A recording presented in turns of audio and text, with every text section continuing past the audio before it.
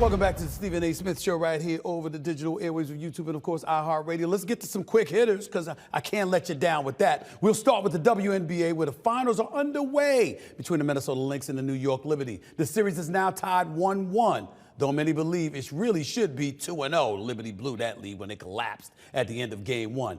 That game, by the way, was the most watched finals Game 1 ever, topping more than 1 million viewers. Game 3 is Wednesday night on ESPN. It's a big deal to talk about the most watched WNBA finals game ever. You know why? Because I've been telling you about the Caitlin Clark impact. It's nice to see something other than Caitlin Clark having a profound influence on the ratings. As Sue Bird accurately pointed out last week or so, absolutely there's been an increase in the ratings and what have you, and we get all of that. I was just saying it wasn't to the degree of Caitlin Clark being on that basketball court and people watching her, but nevertheless, rising tide lifts all boats. Even without her, the ratings have continued to grow, and the finals game, over 1 million viewers, particularly when they're having games while NFL games are going on or Major League Baseball playoff games are going on, says an absolutely awful lot about the WNBA and its ascension. Major props to them. Keep it going, ladies. Keep it going. Next up, I got to get to this one right here. Quick hitter number 2 takes us preseason action, NBA basketball at Madison Square Garden between the Knicks and the Minnesota Timberwolves. The game marked the return of former New York Knick Julius Randle, who sat out, and Donte DiVincenzo, who made headlines. DiVincenzo was chirping at the Knicks bench, specifically head coach Tom Thibodeau, appearing to say, quote, "This is what happens when they let you run the show," end quote. You may recall DiVincenzo and Randle were traded 2 weeks ago for Karl Anthony Towns. After the game, DiVincenzo denied talking smack to Coach Tibbs. Take a listen to this. I didn't say thanks for the trade. Oh, what did you say? I didn't say thanks for the trade. It was about to finish. I was joking with Tibbs about not being able to finish in my time. I wasn't talking to Tibbs. I saw the clip. I wasn't talking to Tibbs. I didn't say anything about the trade. He's lying. He's lying through his damn teeth. But I ain't mad at him. Because if you were talking to Tibbs, no big deal. You know what? That just makes for spirited competition when you all go up against one another. I was enthralled watching Anthony Edwards hitting threes from all over the place because I said, my God, he keep playing like that, he going to win league MVP. He's going to bust a few people's ass. Make no mistake about that. But Donte DiVincenzo, if he wanted to clap back at them, I don't blame him one bit. He came in and did a hell of a job for the New York Knicks last year. He definitely did. I personally, as much as I love Karl Anthony Towns being a member of the New York Knicks, but I got love for Julius Randle too, and I think he'll do well in Minnesota. But as much love as I got for Cat coming to the New York Knicks, I did not want the Knicks to lose DiVincenzo. I thought if you had Cat, but you still got a guy like DiVincenzo coming off the bench, able to do some things for you, I think it could spell trouble for a lot of teams in the Eastern Conference, mainly the Boston Celtics and the Philadelphia 76ers. That's right, I said it. DiVincenzo can be that dude, make no mistake about it. He came in, won a playoff game, that big-time shot in Game 2 against Philadelphia, saved the series as far as I'm concerned. Give love and respect and credit where it's due. He made a tremendous contribution to the New York Knicks, and he shouldn't have been cast aside or shifted or relegated to the bench just because Mikal Bridges had arrived. I'm not saying that he should play ahead of Bridges because I love me some Bridges, but in the same breath, DiVincenzo is a guy that should be vastly more appreciated than it appeared he was. And so for him speaking the way that he spoke, there is no question he was talking to Tibbs. Rick Brunson, you saw step up and say something to him because Rick Brunson's a real one. We know this. But DiVincenzo had a right to feel a bit salty for Tibbs. He's probably denying it because he doesn't want to bring extra attention, but it is what it is. I say, why deny it? Why not own it? Then you go out there and you play against them and you see what you do against them when you face the New York Knicks during the regular season. That's the way I look at it, but that's his choice. On to the next one. We got to get to President Barack Obama again, who named his all-time NBA starting 5 while promoting the new Netflix series Starting 5. I'll let you listen to President Obama's list, and I'll share my thoughts on the other side. Here you go.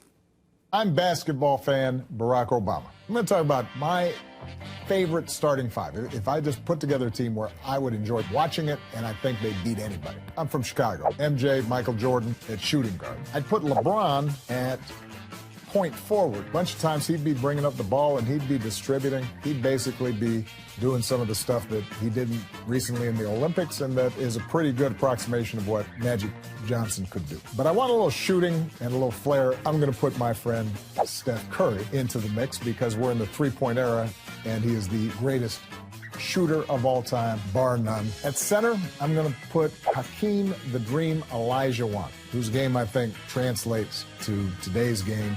He was such an amazing athlete, an anchor on defense. He's going to give you everything you need out of the center position. This last spot is tough, but I think, especially given today's game, I've got to go with Kevin Durant, KD, who may be the most efficient, effective scorer in the history of basketball. I'm feeling pretty good about that five, beating just about anybody. That's a damn good list. That's a damn good list. I can't deny it. The former president of the United States of America, I know I expressed some unflattering feelings towards him in the top of the show, but right here, I got to give love, respect, where it's due. That's a damn good list on the part of President Obama. But I got a little caveat I'm gonna throw out there, a little alteration per se.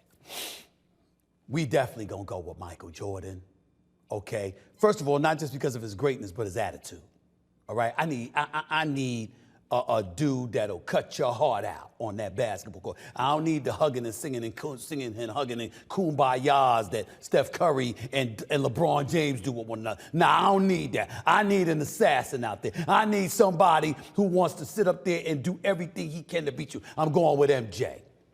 I don't mind LeBron James at point forward at all. If Scottie Pippen could do that for Michael Jordan when they were playing, I'm good with LeBron doing it, okay? I'm good with that, all right?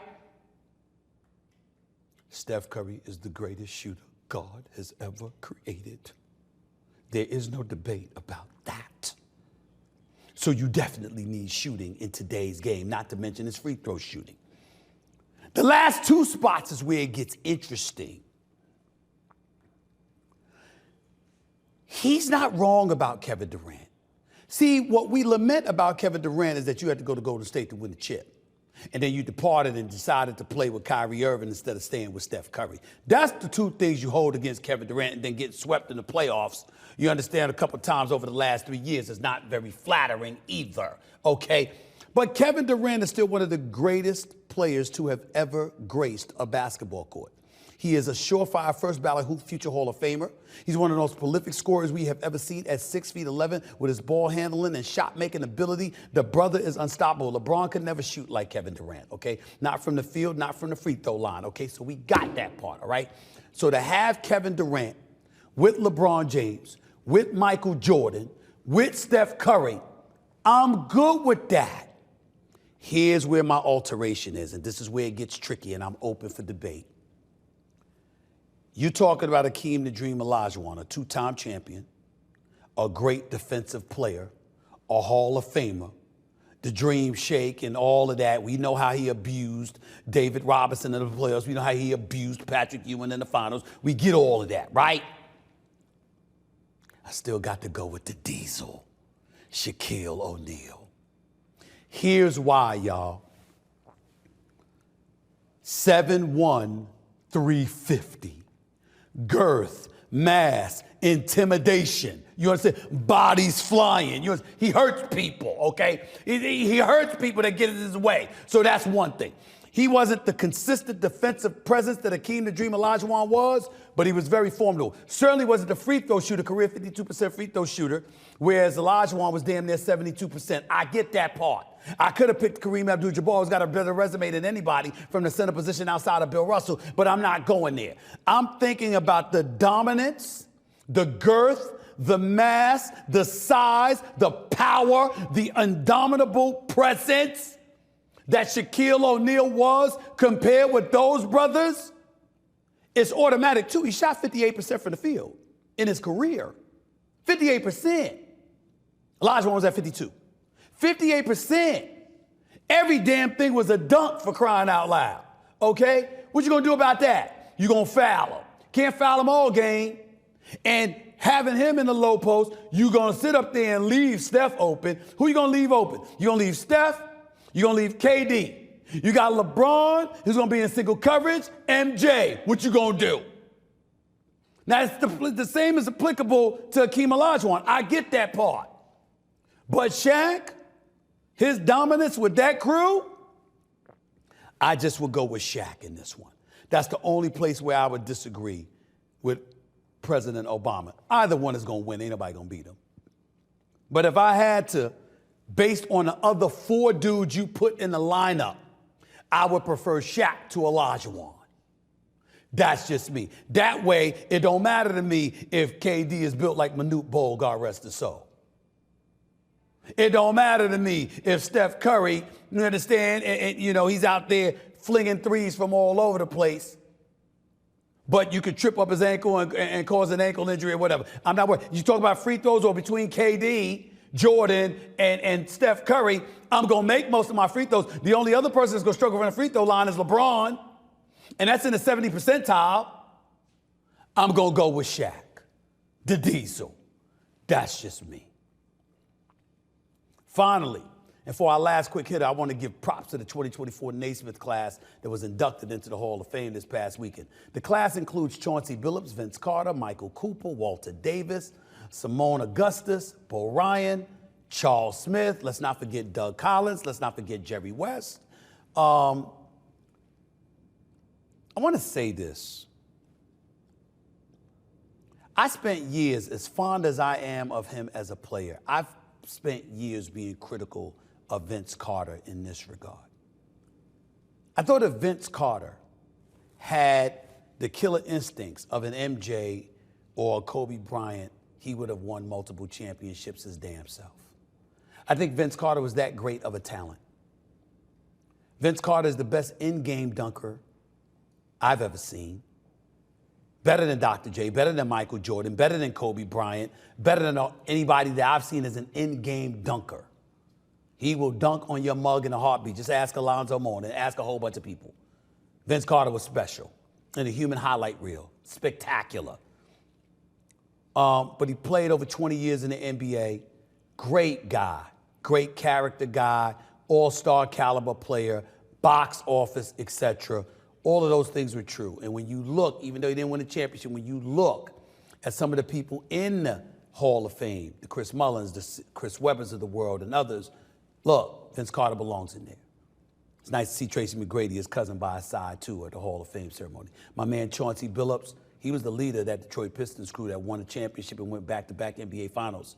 And if Rasheed Wallace doesn't forget to guard Robert Horry in the damn left corner, okay, then they might have won back-to-back titles in that Game 5 loss they had. Okay, so they might have won back-to-back titles. Doug Collins was a fabulous coach. Jerry West is the logo. Michael Cooper, one of the greatest sixth men to have ever played the game of basketball. Magic Johnson in attendance for his ceremony as well. Michael Jordan in attendance. Mad love and respect to all of these guys. They deserve our reverence and respect. I'm really, really happy for them. Chauncey Billups, I was real happy for him as well. So I want to leave it at that.